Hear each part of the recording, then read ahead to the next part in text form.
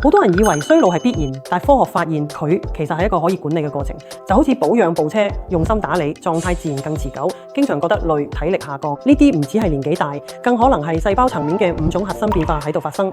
一、端粒縮短，細胞分裂時染色體末端嘅保護膜會縮短，短到盡頭，細胞就老化。熬夜、吸煙會加速呢，而力量訓練同補充奧米加3質有助維持。二、氧化應激，即係細胞生鏽，自由基過多會損傷 DNA。高糖飲食，壓力大加劇氧化，多食深色蔬果、藍莓則能夠抗氧化。三、自噬變弱，細胞內部嘅清潔系統效率下降，廢物積累引發炎症。充足睡眠、間歇性斷食同攝取薑黃綠茶可激活自噬功能。